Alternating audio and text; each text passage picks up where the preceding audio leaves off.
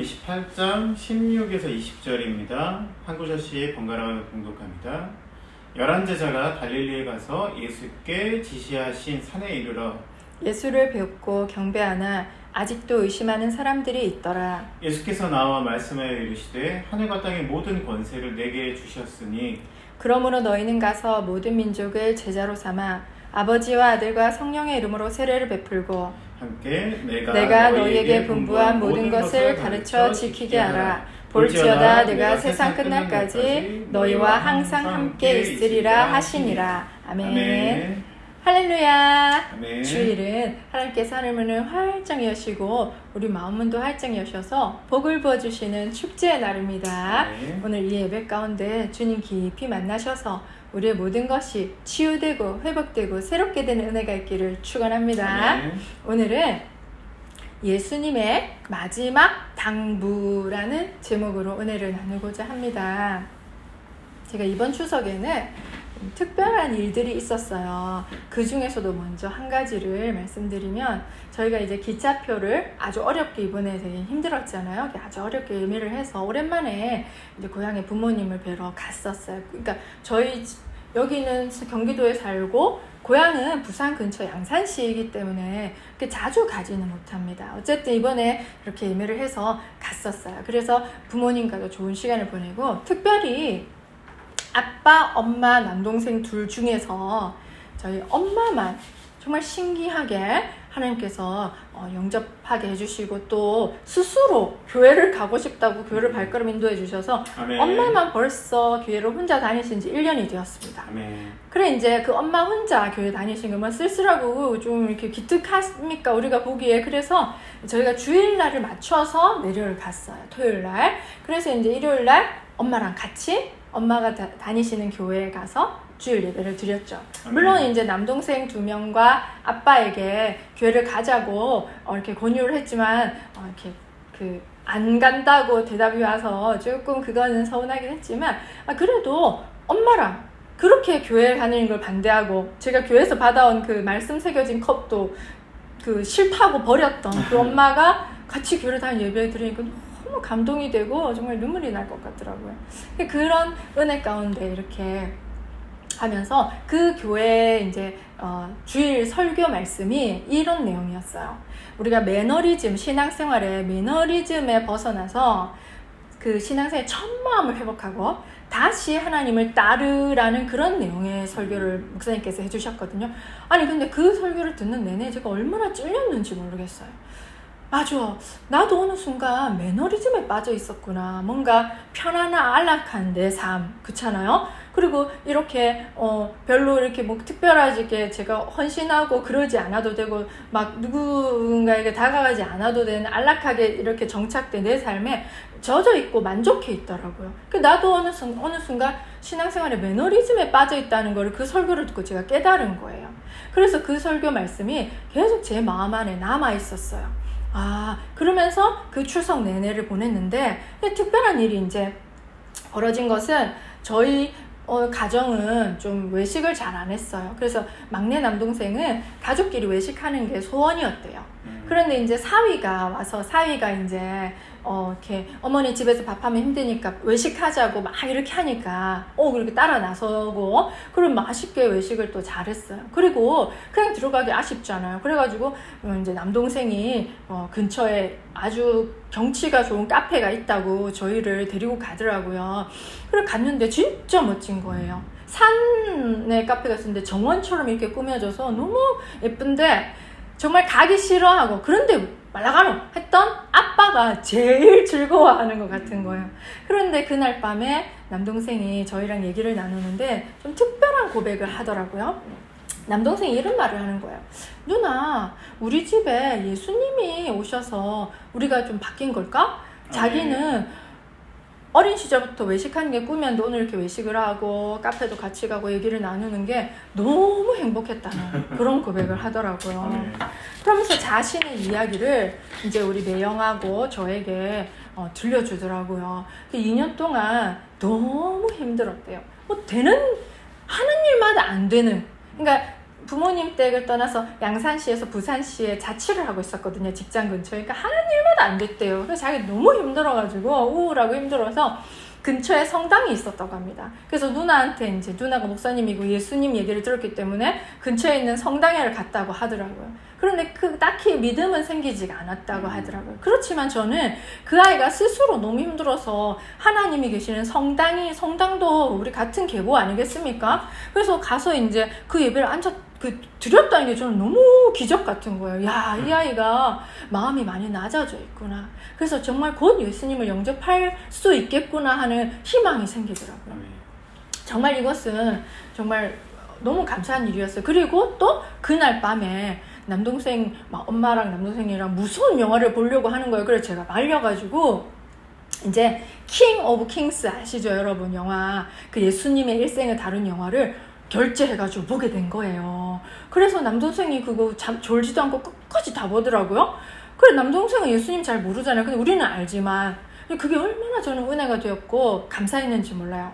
이 모든 게 우연이 아니잖아요. 정말 킹 오브 킹스라는 그런 영화를 보는 것도 우연이 아니잖아요. 그래서 저는 참 이번 그 추석 명절이 너무 감사하고 행복했어요. 그리고 우리가 매일 밤 남편과 함께 기도 시간에 우리 가족들의 구원을 위해서 늘 기도했었거든요. 그런데 그 기도가 하나님께서는 그 기도를 들으시고 이렇게 신실하게 일하고 계셨다는 게 정말 감사하더라고요. 이 일을 계기로 잠자고 있던 제 안의 사명이 부스스 깨어나더라고요. 아, 그렇지. 영혼 구원의 사명이 우리에게는 있지. 자, 오늘 본문에서 부활하신 예수님은 승천하시기 전 가장 위대한 사명을 이 제자들에게 당부하고 계시죠. 자, 우리 마태복음 28장 16절. 11제자가 갈릴리에 가서 예수께서 지시하신 산에 이르러. 아멘. 이 16절은 부활하신 예수님과 제자들 사이에 이 중대한 전환점을 담고 있어요. 왜냐하면 여러분도 아시다시피 예수님이 십자가에 달려 돌아가시고 제자들이 뿔뿔이 흩어지고 절망 가운데 빠져 있어서 정말 모든 사명이고 뭐가 다 잃어버리고 다시 업으로 돌아갔었잖아요. 그런데 이 16절은 예수께서 갈릴리에서 어떤 산에서 제자들을 불러 모으신 장면이잖아요. 그러니까 흩어졌던 제자들을 모으는 전환점, 절망스러웠던 제자들에게 소망을 심어주는 전환점이 되는 거예요. 자, 우리 16절에 보면 11제자라는 말이 나오잖아요. 여러분들 중에 아시다시피 원래 제자는 12제자였는데 누가 빠졌죠? 유다. 가룟 유다가 예수님 배신하고 떠나버렸잖아요. 그러니까 여기에 특별히 11제자라, 11이라는 숫자 자체가 이미 상처와 절망의 상징인 것이죠. 이들은 큰 배신과 절망을 겪으면서 굉장히 상처받은 지금 공동체인 거야. 11제자의 공동체는 완전했잖아요. 그런데 12제자? 근데 그 하나 빠지니까 불완전하고 상처 입은 그 공동체가 된 것이죠. 그런데 정말 중요한 시점은 예수님께서는 이 완전한 12제자의 공동체가 아니라 불완전하지만 상처 입었지만 그 11제자 상처 입은 그대로 불완전한 그대로를 불러주신다는 것이죠. 그러니까 하나님께서 우리를 불러주신다는 거는 우리가 완벽하고 우리가 상처가 없어서 불러주시는 게 아니에요. 그런 상태일 때만 우리를 불러주시는 게 아니라는 것이죠. 하나님께서는 불완전하고 여전히 상처 가운데 있지만 그대로를 불러주셔서 하나님께서 완전하게 만들어 가신다는 것을 우리는 이 16절에서 알 수가 있는 거예요. 아멘. 예수님은 부활 후 제자들에게 너희보다 먼저 갈릴리로 가시리라고 말씀하셨어요. 자, 갈릴리는 어떤 곳입니까? 물론 예루살렘과도 좀 떨어져 있어서 유대인들의 핍박을 조금 피할 수 있는 곳이기도 하지만 갈릴리는 그 베드로, 요한, 야고보 걔네들의 고향, 죄송해요. 걔네들은 아니죠. 우리 선배님들의 고향 아니겠어요? 그래, 그곳은 그들이 처음 예수님을 만나서 사명의 자리로, 그러니까 내가 너를 사람을 낳는 어부가 되게 하리라고 사명의 자리로 부른 첫 사명의 자리예요. 갈릴리라는 뜻은, 갈릴리라는 그 지역은, 그러니까 이 갈릴리로 가셔서 제자들을 부르신 것은 처음 부르심의 자리로 돌아오라라는 메시지가 담겨져 있는 아멘. 것이죠. 그리고 예수께서 지시하신 산이라는데 이 예수께서 지시하신 산이 성경에서는 정확하게 어떤 산인지는 알 수가 없어요. 그러나 산이 가진 우리가 상징성을 살펴볼 수가 있는 것이죠. 산은 성경에서 하나님을 만나는 장소, 계시와 사명의 공간을 상징해요. 뭐 예를 들면은 우리 모세가 시내 산에서 율법을 받았잖아요. 그죠? 그리고 예수님께서 변화산에 제자 3명 데리고 가서 예수님이 변화되시면서 또 그들이 하나님의 음성을 들은 곳이기도 하고 굉장히 하나님과 가깝게 만날 수 있는 곳. 그리고 계시를 받고 사명을 받을 수 있는 곳이 바로 산이라는 것이죠. 그러니까 그곳은 순종과 헌신의 자리라는 것을 상징해요. 그러니까 16절은 상처 입은 제자들이 부르심의 자리로 돌아와서 주님이 정하신 만남의 장소에서 다시 새 사명을 기다린다라는 것이죠. 아멘. 사랑하는 여러분, 여러분의 갈릴리는 어디예요? 여러분이 처음 하나님께 사명을 받은 그때는 언제입니까? 하나님께서는 그때뿐만 아니라 지금도 우리에게 얘야 그 첫 사명 내가 너를 만난 그 자리로 돌아오너라 라고 말씀을 해주시는 것이죠. 아멘. 자, 우리 마태복음 28장 17절. 예수를 배웠고 경계하나 아직도 의심하는 사람이 있더라. 아멘. 자, 부활하신 주님을 만나고도 두 가지가 공존하죠. 경배와 의심. 너무나 다른 것이 아니겠습니까? 근데 먼저 이때 경배라는 것은 예수님을 경배했다. 이것은 이제 차원을 좀 달리 한 거예요. 예전에 이 제자들은 예수님을 존경하고 따랐잖아요. 스승으로 생각했죠. 그죠? 랍비여 이렇게 했잖아요. 그건 선생님이요. 그러니까 우리는 이렇게 스승님이요 이 뜻이에요. 그런데 이제는 경배했다는 것은 이것은 예배적인 경배를 말해요. 그러니까 존경을 넘어서서 이제 예수님이 하나님의 아들이시고 하나님 그 본체이심을 깨닫고 믿은 것이죠. 아멘. 그래서 그들은 예수님을 하나님을 경배하는 그 경배로 예배적으로 경배했다는 거예요. 그리고 지금 이게 의심하는 사람들도 있는 거예요. 아직도. 그런데 이제 이 의심하다는 것은 완전히 믿지 않는다는 뜻이 아니에요. 갈등과 혼란과 그 갈팡질팡에 말하는 거. 아, 맞는 것 같은데. 그래, 아닌 것 같기도 하고. 이런 거 있잖아요. 우리도 그렇잖아요. 그러니까 이 의심하다는 것은 뭐냐면 정말 부활하신 예수님의 현실과 내 연약한 믿음 사이에서 왔다리 갔다리 하는 것이 바로 의심이에요. 그것은 우리 모두에게 있는 것 아니겠어요? 우리도, 여러분도 그럴 것 같아. 근데 또 안 될 것 같아. 하나님은 불가능이 없는 것 같아. 그런데 또 생각해보면 안 될 것 같아. 그 상태가 바로 의심하는 상태인 것이죠. 근데 그들도 뭐 진짜 예수님 부활하신 거 맞을까? 와, 진짜일까? 뭐 이런 거, 그런 의심 가운데 있었던 것이죠. 그런데 참 이 17절은 참 너무나 감사하고도 위로가 되는 대목이에요. 이것 자체가. 왜냐하면 우리도 이렇게 의심이 많잖아요. 그러니까 주님을 믿는다고 하면서도 우리도 의심 가운데 있는데 예수님께서는 근데 믿음이 완벽하고 의심도 없는 그런 사람만 부르시는 것이 아니라 이렇게 갈팡질팡 우왕좌왕 이럴까 저럴까 망설이고 갈등하는 흔들리는 우리를 부르시는 거예요. 그래서 그런 자를 부르셔서 그 의심을 하나하나 어루만져 주시는 것이죠. 저 역시 가족 구원에 대한 의심이 많았어요. 왜냐면 14년을 줄기차게 기도했는데도 응답이 없으면 의심되지 않겠습니까? 그래가지고 또 저도 기도할 때 물론 엄마가 짠하고 믿긴 했지만 좀 아빠도 남아있고 남동생 둘이도 남아있는데 언제 구원받을까? 물론 매일매일 그분들을 위해서 기도는 하지만 제 마음속에는 믿음과 의심이 공존했단 말이에요. 그런데 너무나 신기한 것은 제가 제가 믿음이 좋아서 기도한 게 아니에요. 의심 섞인 제 기도마저도 주님은 들으시고 나도 모르는 사이에 그 집안에 일을 하고 계셨다는 게 너무 저는 감사하고 놀랍더라고요. 역시 주님은 인자하신 분이 맞구나. 의심 섞인 기도도 들으시는 분이 맞구나. 그러면서 이렇게 연약한 저에게 또 우리 남편에게 그 가족들을 위한 구원의 복음을 전할 수 있는 그 영광스러운 기회까지도 주신 것이 아니겠습니까? 아멘. 예수님은 믿음과 의심이 뒤섞인 그 제자들을 책망하시지 않으셨어요. 대신에 그들을 아주 멋진 말로 격려해 주셨죠. 우리 마태복음 28장 18절. 예수께서 나와 말씀하여 이르시되 하늘과 땅의 모든 권세를 내게 주셨으니. 아멘.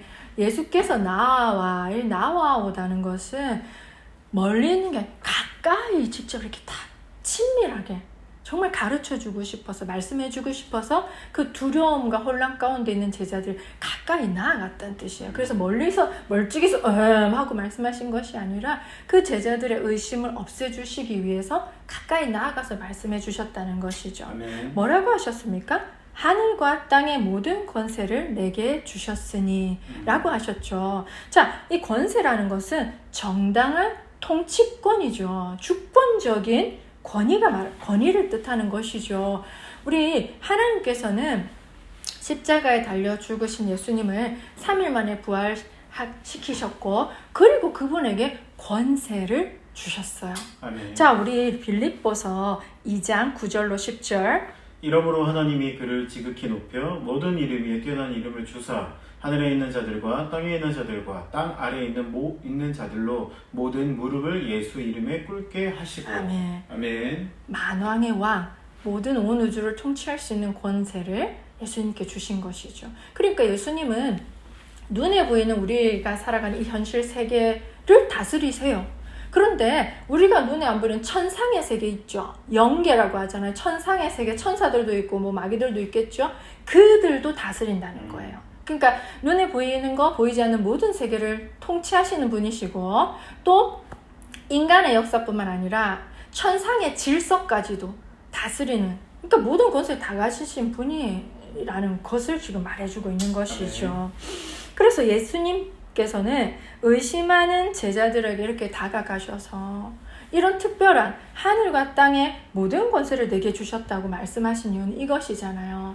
자, 너희가 세상 가운데 두렵고 불안하지? 정말 갈등 생기지? 의심이 되지? 그러나 너희는 이렇게 담대하게 나아가. 왜냐? 내가 너희 뒤에 있잖아. 아멘. 나는 하늘과 땅의 모든 권세를 가진 만왕의 왕이야. 그럼 내가 너희 뒤에 있다. 너희와 함께하고 있다라는 것을 가르쳐주고 계신 것입니다. 마태복음 28장 19절 볼까요? 그러므로 너희는 가서 모든 민족을 제자로 삼아 아버지와 아들과 성령의 이름으로 세례를 베풀고. 아멘. 그러니까 이거 있잖아요. 그 하늘과 땅의 모든 것에 내게 있다. 그러므로 라고 했잖아요. 그러니까 그들을 파송하는 거, 사명자로 파송하는 그 권세는 그 근거는 어디에 있다는 거예요? 예수님의 권세에 있다는 거예요. 내가 너희들을 내 권세로 파송하니까 의심하지 말고 담대히 나아가, 이 뜻인 것이죠. 그러니까 우리의 사명이라는 것은 우리 능력에서 나오는 것이 아니에요. 예수님의 능력으로 나오는 것이죠. 너희는 가서라고 했죠, 그죠? 가서라는 것은 단순히 여기서 저기로 가는 것이 아니에요. 가서라는 것은 이 머물러 있지 말고 세상 속으로 들어가라라는 것이죠. 이렇게 교회는 세상 속에 들어가 있는 거예요. 절은 산 속에 있지만 교회는 세상 속에 있잖아요. 상가에 있고 사람들이 잘 다니는 곳이 있고 교회는 접근성이 좋아요. 그러니까 세상 속으로 들어가라라는 뜻이 너희는 가서라는 것이 뜻이에요. 그러니까 이것은 뭡니까? 용기와 결단과 헌신이 필요합니다. 내가 직접 가야 되니까, 사람을 만나야 되니까. 자, 이번 추석에 저는 남동생과의 특별한 일만 있었던 것이 아니라 우리가 계획하지도 않고 생각지도 못했던 다른 일들을 만나게 돼요. 뭐냐면 저희가 이제 1박 2일 거의 짧은 일정으로 다녀올 수밖에 없기 때문에 거의 뭐 부모님만 뵙고 겨우 올라오는 정도예요, 늘 항상. 근데 이번에는 그 설교 말씀을 그때 들었었는지 첫 마음을 회복하라는 그 말씀이 계속 찔려서인지 연로하신 친할머니를 꼭 뵙고 가고 싶더라고요. 내가 그분한테 영접 기도를 했던가 안 했던가 그게 좀 저는 걸리더라고요. 그런데 이제 그분이 벌써 90세, 90이 되셨다고 하니 하늘나라 갈 날이 멀지 않았잖아요. 그래서 나는 마음이 급하더라고요, 이번에는 특별히. 그래서 아빠는 비가 오고 하니까 다음에 가라고 말리는데 저는 안 되겠는 거예요. 그래가지고 택시를 잡아 타고, 아버지가 운전 못 해주시니까 택시를 잡아 타고 우리 남편, 저, 새로 믿게 된 엄마, 이렇게 3명이서 그 택시 타고 할머니 댁에 간 거죠. 근데 할머니가 얼마나 반가워하던지 몰라요. 저희를 기다렸다고 하더라고요. 그래서 제가 정말 죄송했거든요. 그래서 제가 마음이 급하잖아요. 그래서 일단 할머니가 여기저기 쑤시다고 하시니까 하나님이 치유의 축복기도 그 사람들이 뭐 몸이 안 아프시게 제가 목사 같았으니까 치유기도 좀 해드려도 될까요? 축복기도 좀 해드려도 될까 하면 거의 다 오케이 해요. 그래 이제 할머니 무릎이랑 이렇게 손을 얹고 축복기도를 해드리고 되게 다 이렇게 마음이 열리신 것 같으니까 그럼 할머니 예수님을 믿어보시겠어요? 하니까 그렇다고 하시는 거예요. 제가 이제 그 할머니께서 젊은 시절에 시집 오시기 전에 교회를 잠깐 다녔다는 얘기를 제가 들었었거든요. 할머니한테 예전에 제가 믿음이 뜨끈뜨끈하던 시절에 다 사방팔방 전도하러 다니던 시절에 딱 이미 상황 파악을 해놓았었거든요. 그래 딱 영접기도 못을 박아놔야 되잖아요. 그래 이제 할머니 손을 딱 잡고 영접기도를 딱 했어요. 할머니가 너무나 기쁘게 따라 하시는 거예요. 정말 그 어느 누구보다도 마음이 활짝 열려 있으셨어요. 이랬구나. 내가 정말 안 왔으면 큰일 날 뻔했구나. 정말 나는 게을러가지고 나태해가지고 이 자리 가지고 싸우니 이렇게 하고 있었지만 하나님께서는 우리가 가서 전도하고 구원할 영혼을 이미 예비해 주신 것이죠. 할머니가 저희가 떠날 때까지 문을 닫지 않고 인사를 나눠 주시더라고요. 그리고 이제 또 갈 길이 급하잖아요. 이제 내일은 집에 저희 여기 올라와야 되니까. 그래갖고 이제 또 택시를 잡아 타고 고모 댁으로 향했죠. 고모가 얼마 전에 언니를 통해 사촌 언니가 유일하게 저랑 믿거든요. 영접을 했었거든요. 그러니까 좀 확인차 이제 찾아갔어요. 그 또 믿음 없는 소리 해. 마음이 안 열린다는데 어땠다는데 그래 영접 기도를 했는데도 그런 얘기를 해요. 그래서 잘 손잡고 마음문을 열어 주시옵소서. 마음문을 열릴지어다. 이런 또 기도도 해드리고 또 몸이 다 아프셔요. 나이 드신 분 또 이렇게 딱 이게 기도해. 고모 소원은 자는 잠에 천국 가고 싶다는 거. 네가 내 대신 이 소원을 좀 빌어줄래? 네가 목사니까 당연하죠. 하면서 딱 그렇게 기도해드려. 또 급하잖아. 이제 유일하게 믿고 있는 사촌 언니 만나서 또 응원기도 해드려야 되니까 갔는데 거기서 특별한 또 일이 있었는 거예요. 왜냐하면 사촌 동생이 빗길에 30살이에요. 그러니까 언니들이 일찍 결혼해서 사촌 조카가 저랑 비슷해요. 30살이니까 10살밖에 차이 안 나요. 30몇 살이니까. 그 조카가 저희를 얼마나 친절하게 빗길에 데리러 와준 거예요. 너무 감사하잖아요. 우리는 택시 타고 가도 되는데. 그래 이제 그 친구 이렇게 딱 있는데 너 축복기도 해줘도 되겠니? 하니까 걔가 예 이러는 거예요. 그래 저가 사촌 이모잖아요. 그래서 이제 축복기도 해주고. 그리고 이제 걔가 어린 나이인데도 몸이 좀 아팠다고 하더라고요. 그래서 살이 쑥 빠졌대요. 그래서 내가 너 치우기도 해줘도 되겠니? 하니까 예 하는 거예요. 그래서 딱 해줘. 너 혹시 교회 다녀본 적 있니? 하니까 없대. 니 한 번도 없니? 했더니 없대. 그러면 너 예수님 믿어볼래? 하니까 걔가 네? 이러는 거예요. 이거 여러분 진짜 신기해요. 보통은 안 믿는 사람들은 거부해요. 아니 다음에 할게요 이렇게 하거나 저는 아직은 아니에요 이렇게 하거든요. 걔는 기다렸다는 듯이 예 하는 거예요. 저는 생각지도 안 했는데. 근데 이제 사촌 이모 이제 그 곁에서 유튜브로 설교 듣는 거를 많이 들었다나 봐요. 그러니까 애가 이미 마음문이 열려 있었고 우리가 걔를 위해서도 기도했단 말이에요. 제가 그래서 걔를 생각지도 못했는데 영접기도 하고 축복기도 해주고 또 청년이니까 앞으로 진로도 정말 하나님께서 복 내려주시고 건강도 주시고 정말 너무나 와 이건 무슨 뭔 일이에요? 정말 놀랐어요. 저는 그거 준비 안 하고 갔단 말이에요. 그냥 부모님만 특별히 엄마만 교회 잘 다니시는지 보고 또 그 힘들이라고 간 거였는데 하나님은 지금 벌써 몇 명이에요. 와 너무 놀랍더라고요. 그래서 제가 너무나 반성이 되면서 우리의 사명이라는 게 있다. 이렇게 제가 이제 믿는 사람들 틈바구니 있다 보니까 믿지 않는 저희 가족들을 보니까 애통함이 있는 거예요. 우리의 사명이 있는 것입니다, 여러분. 그래서 제가 이 잠자던 사명이 다 깨어나면서 그래 내가 머물러 있으면 안 돼. 가서 내가 빗길을 뚫고 가고 뭘 하고 해서 그 영혼을 만나야 되는 거예요. 접선을 해야 되는 거예요. 그걸 전해야 되는 거예요. 그 예수님께서는 그러므로 너희는 가서라고 명령을 하시는 것이죠. 아멘. 그리고 모든 민족을 제자로 삼으라 했는데 이 모든 민족이라는 것은 그때 당시 유대인만 된다고 구원받는다고 믿었잖아요. 아니라는 거예요. 인종과 성별과 모든 것을 차별이 없는 모든 열방으로 모든 족속으로 나아가라는 거예요. 이것은 아브라함과 하신 언약의 성취가 되잖아요. 창세기 때 이렇게 말씀하셨죠.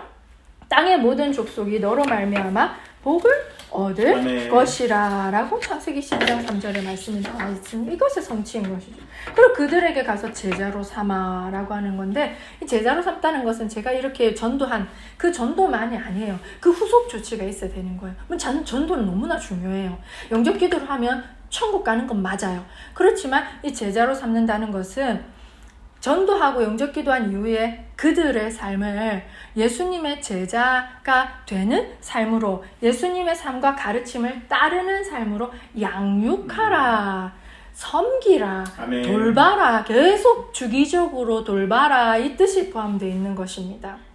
그러니까 예수님께서 제자 삼으신 그 방법을 보면 잘 알 수가 있어요. 예수님께서는 자신을 제자들에게 전적으로 내어드리면서 3년 동안 동고동락하셨죠. 그러니까 예수님 제자들은 예수님과 동고동락하면서 인격적으로 예수님을 계속 만난 거잖아요. 그 가운데서 예수님의 말씀을 듣고 예수님이 실제로 하시는 것을 보면서 배운 거예요. 그리고 그 예수님과 동화되어 갔잖아요. 예수님을 닮아갔잖아요. 점점점. 그게 바로 제자 만드는 것입니다. 그러니까 우리가 전도하고 그 다음 뭡니까? 그 사람을 제자 만들기 위해서 내 자신을 내어줘야 돼요. 헌신하고 시간을 들이고 에너지를 들이고 물질을 들여가면서 사도 바울이 계속 에베소 교회 고로새 교회 편지하면서 계속 방문하고 자기가 못 가면 제자 다른 사람 보내서라도 관리하고 양육하고 잘 믿나 혹시라도 잘못 믿고 있으면 고쳐주고 책망도 하는 그게 바로 제자 삼는 것이죠. 그러니까 제자 삼아라는 것은 복음 전파에 이어서 양육하고 그들이 변화될 수 있도록 헌신으로 섬기는 그 섬김까지 포함이 되는 것이죠. 네. 그것이 바로 이 제자 삼는 것의 핵심이에요. 그래서 우리는 제자 삼기 위해서 내가 먼저 예수님의 제자가 되어야 되는 것이죠. 내가 먼저 예수님의 제자가 되어서 다른 누군가를 그 자리로 초청하고 또 그 사람이 예수님의 제자로 살 수 있게끔 도와주는 것이 우리가 해야 될 일인 것이죠. 아멘. 그럼 가장 좋은 제자 훈련의 가장 좋은 교본은 뭘까요? 바로 예수님 그 자체인 것이죠. 아멘. 예수님을 보여주면 돼. 내가 예수님 닮아가면 되고. 그러니까 그들도 예수님 닮아가게끔 살아가는. 그러니까 말씀을 듣기만 하는 것이 아니라 그 말씀을 내 삶 속에 녹여내서 적용이죠. 그것은 바로 그 적용해서 삶으로 살아내게끔 실천할 수 있게끔 하는 것이 핵심 포인트라는 거예요. 자, 그리고 아버지와 아들과 성령의 이름으로 세례를 주라고 했는데 아버지가 아들과 성령의 이름으로 이 부분은 신약에서 가장 분명한 삼위일체의 선언인 것이에요. 이름은 단수가 사용되었어요. 한 사람을 지칭하는 말로 사용됐으니까 아버지, 아들, 성령인데 왜 이름은 하나야? 우리나라에는 단수 복수가 없지만 외국말이 있잖아요. 그 헬라어는 있겠죠. 그런데 아버지와 아들과 성령은 각기 다른 분이시지만 본질은 하나라는 것이죠. 그래서 그걸 뜻하는 것이고 하나님 삼위일체 하나님을 딱 얘기해 주시는 것이고 그래서 그 이름으로 세례를 주라는 것은 이 세례라는 게 특별한 것이에요. 예수님께서는 세례라는 것을 분명히 말씀하시면서 믿는 자에게 세례가 필수적이라는 것을 가르쳐주고 계세요. 이 세례라는 것은 뭐냐면 하나님 아버지 예수님 성령님이라는 그 관계 속으로 내가 풍덩 들어가는 것을 말합니다. 그리고 세례라는 것은 정체성이 완전히 변화되는 거예요. 뭐냐면 예전에 내가 죄짓던 이전의 삶에서 벗어나서 예수님을 따르는 완전한 새로운 삶으로 바뀌었다는 것을 선포하는 것이 세례고, 그러니까 내가 예전에는 하나님 가족이 아니었는데 이제는 하나님 가족이 되었다는 표시가 되는 것이죠. 아멘. 그리고 여러분도 아시다시피 세례라는 게 물에 붕덩 빠졌다가 나오는 거잖아요. 근데 요즘에는 이제 약식으로 물을 얹기도 하지만 그것은 뭐냐? 물에 붕덩 빠지면서 내가 예전에 나는 죽었습니다. 그 뜻이고 나오면 숨 막히잖아요. 숨 막힐 때까지 기다린다네요. 숨 막혀서 나오잖아요. 이제 살았다. 사람이 생각이 들잖아요. 물속에서 빠졌다 나오면.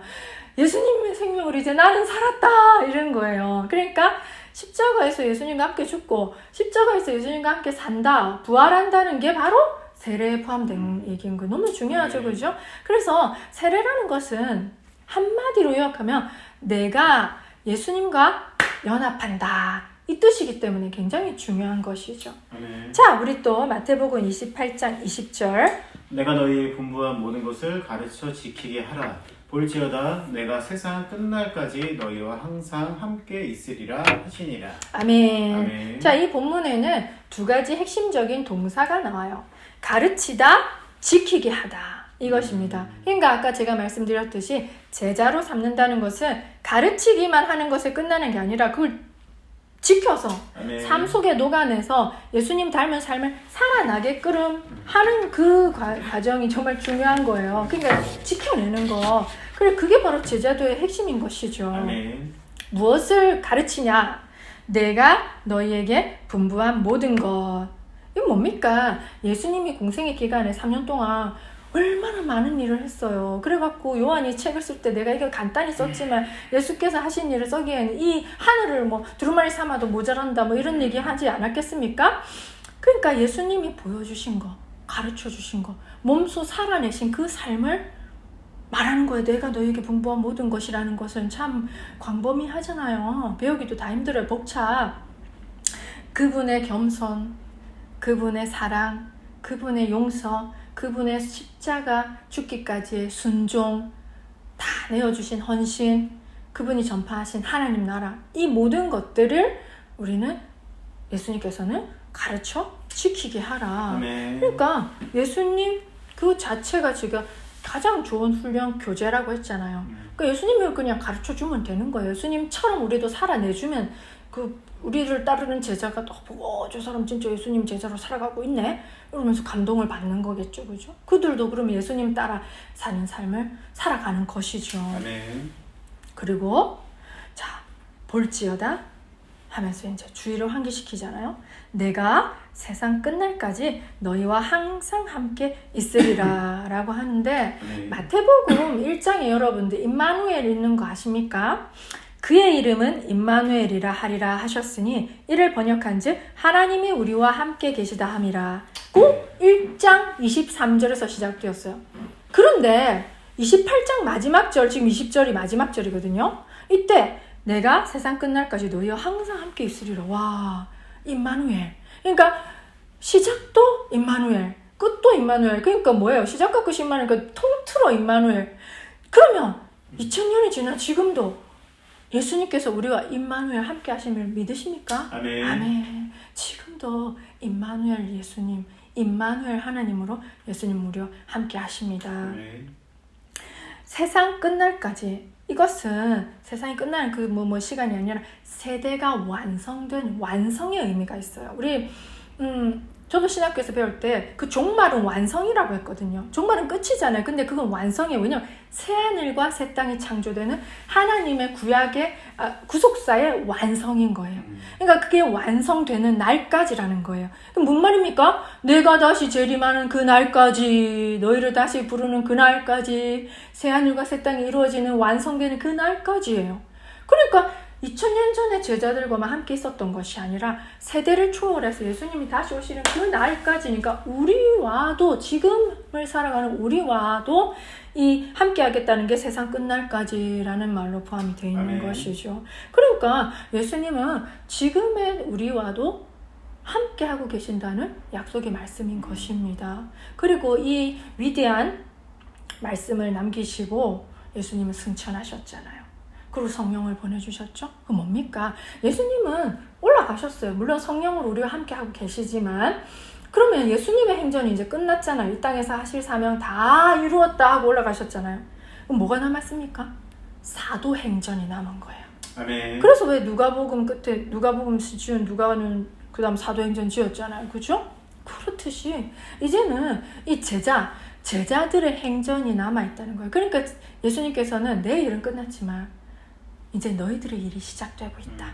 나처럼 이 땅에서 그 사명을 감당해 주길 바란다 라는 이 마지막 당부를 제자들에게 남기고 떠나신 것이죠. 아멘. 사랑하는 여러분, 이 시간 하나님께서 여러분에게 이런 말씀을 하고 계신 것 같지 않으십니까? 나의 사랑, 나의 어여쁜 자야, 일어나서 함께 가자. 아멘. 복음의 이 기쁜 소식을 믿지 않는 영혼들에게 전하자. 그래서 그들도 우리 가족으로 편입시키자. 그래서 우리가 누리는 이 복을 함께 누리게 하자. 그뿐만 아니라 그들이 예수님의 제자로, 내 제자로 살아가게끔 훈련시키자. 힘내자. 내가 세상 끝날까지 너와 함께 있을 거야. 화이팅! 이렇게 말씀하고 계신 것 같지 않으십니까? 아멘. 정말 이 시간 정말 잠자고 있던 우리의 사명, 잊어버리고 있었던 우리의 사명이 다시금 일깨워지는 소중한 시간이 되기를 예수님의 이름으로 축복합니다. 아멘. 그래서 정말 이제는 머물러 있던 저처럼 매너리즘에 빠져가지고 여기가 줄서니 하던 우리들이 그 사명을 붙잡고 일어나서 정말 사명의 자리로 나아가는, 처음 하나님께서 부르신 그 사명의 자리로 다시 나아가서 첫 마음을 회복하는 그런 시간이 되기를 축복합니다. 아멘. 그래서 이제는 나 누구누구의, 여러분 누구누구의 사도행전이 펼쳐지는 귀한 주일이 되기를 예수님의 이름으로 축복합니다. 아멘. 기도하겠습니다. 주님 감사합니다. 이렇게 귀한 예수님의 마지막 당부를 통해서 저희들의 사명을 일깨워 주시니 감사를 드립니다. 아버지, 우리가 이 주님께서 주신 위대한 사명을 다시금 일깨울 수 있는 축복을 허락하여 주시옵소서. 아멘. 나태한 자리에 빠져 있었다면 다시금 일어나 주님 주신 사명의 자리로 나아갈 수 있는 용기와 결단을 허락하여 주시옵소서. 아멘. 그래서 저희들도 성령 충만 받아 정말 땅끝까지 이르러 주님의 복음을 전하고 제자로 삼아 정말 예수님께 칭찬받는 우리 모두가 될 수 있도록 도와주시옵소서. 아멘. 감사를 드리며 우리 주 예수님의 이름으로 기도드립니다. 아멘. 아멘.